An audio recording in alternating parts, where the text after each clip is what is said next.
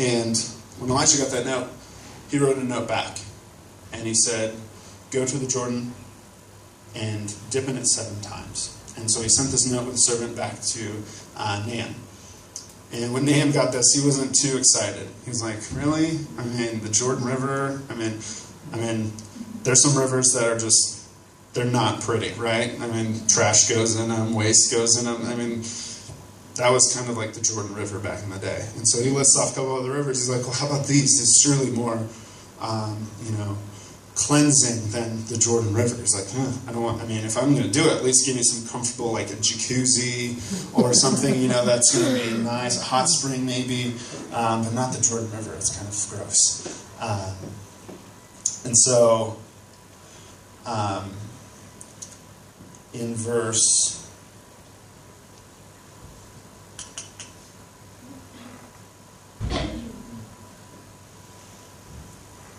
So verse 12, chapter 5, verse 12, are not, these are the rivers, Lebanon and Fahara, the rivers of Damascus, better than all the waters of Israel. Can I wash in them and cleanse? So he turned and went off in rage. So he was not happy during the process of his healing.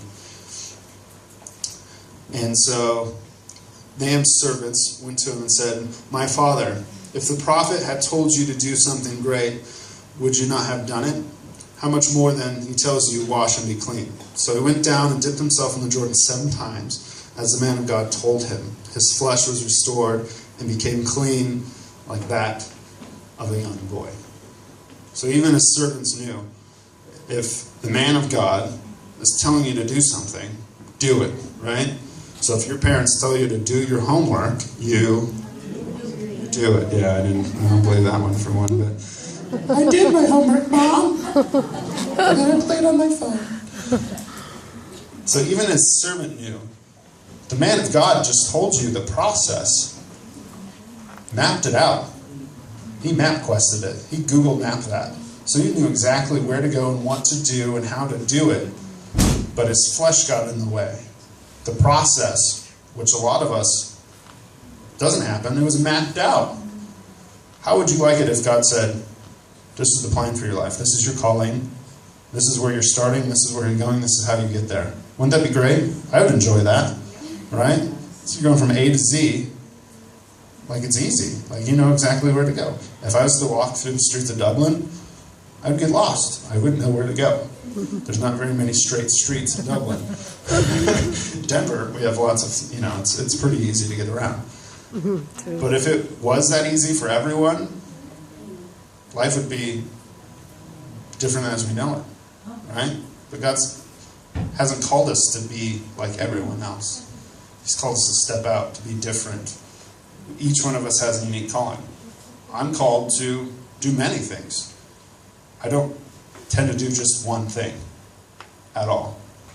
I went to culinary school, and my parents were like, I thought you were going to music school. I was like, but I like food too. They didn't understand the process that I was going through. I knew what God called me to do early on. My parents were like, you're going to be a children's pastor. You're so good with kids. I was like, I don't know if I am. We'll see.